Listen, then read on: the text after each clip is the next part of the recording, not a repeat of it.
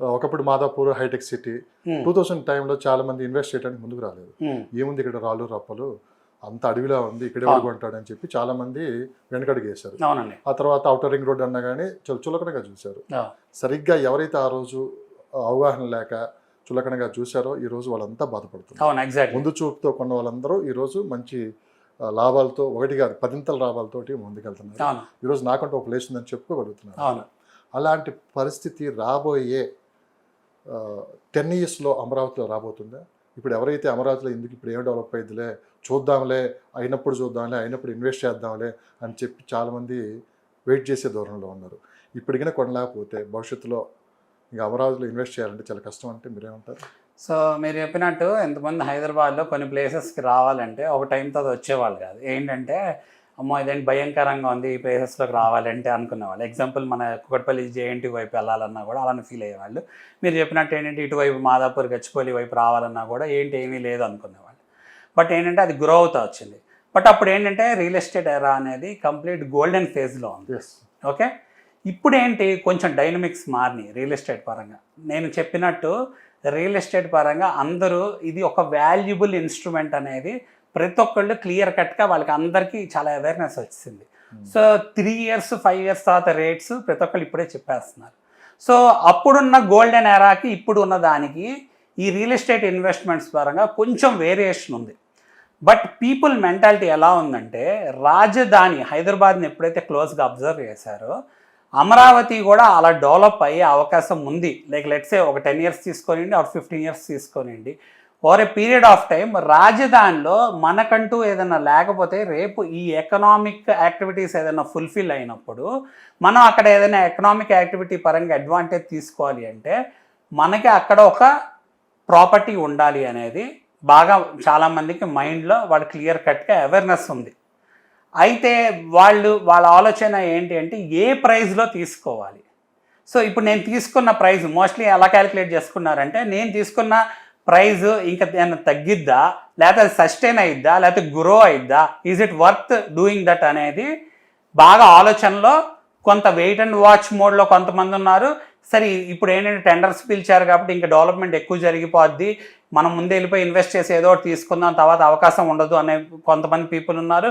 కొంతమంది ఏమో ఇప్పుడు ఏదైతే సెకండ్ ఫేజ్ ఆఫ్ కూలింగ్కి వెళ్ళారనుకోండి, ఇంకా ల్యాండ్ పార్సల్ ఎక్కువ అవైలబిలిటీలోకి వచ్చింది కదా, అప్పుడు ప్రైజెస్ కొంచెం ఏంటంటే కొంచెం స్టాగ్నేట్ అవుతాయి కదా, అప్పుడు ఇన్వెస్ట్ చేద్దాం అనుకునే వాళ్ళు ఉన్నారు. సో ఇలా ఓవరాల్గా డిఫరెంట్ సెట్స్ ఆఫ్ పీపుల్ ఉన్నా కూడా అమరావతిలో అడ్వాంటేజ్ తీసుకోవాలి అనేది పీపుల్ గట్టిగా వాళ్ళ మైండ్లో అయితే గట్టిగా నాటుకుపోయింది. ఎందుకంటే క్యాపిటల్ అలానే ఏంటంటే well established developed progress capital అనేది రాబోతుంది. లైక్ లెట్స్ అది టైం ఫ్రేమ్ అనేది నేను ఇందాక చెప్పినట్టు short term and very short term ఇన్వెస్టర్స్కి definitely good investment.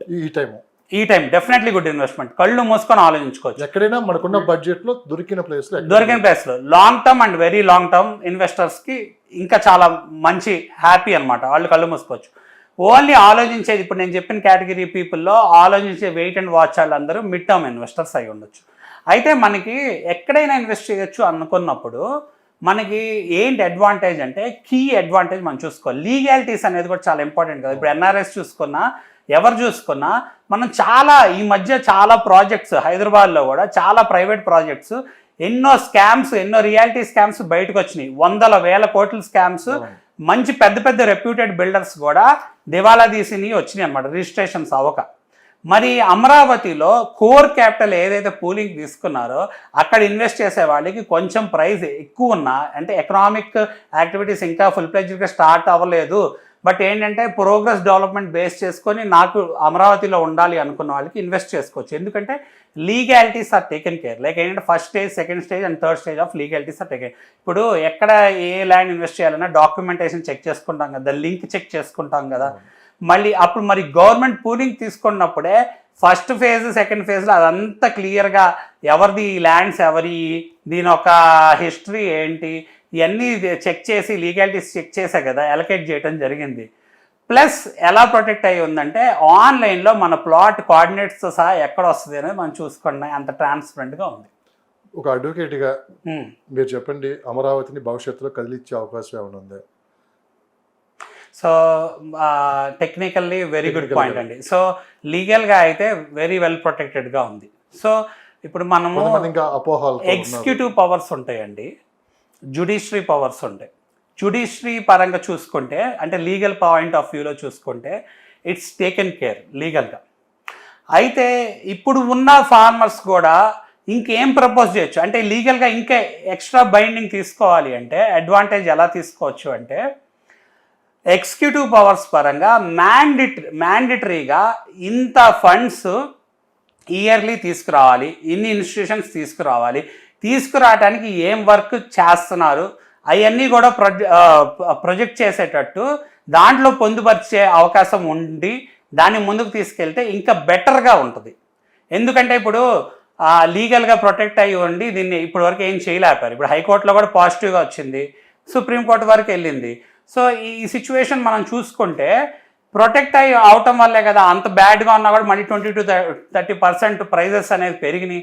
But executive powers పరంగా అక్కడ ఏమి వర్క్స్ చేయకపోవటం వల్ల లేకపోతే ఏమి ఇనిషియేటివ్ లేకపోవటం వల్ల ప్రోగ్రెస్ లేకపోవటం వల్ల పీపుల్ చాలా ఎఫెక్ట్ అయ్యారు.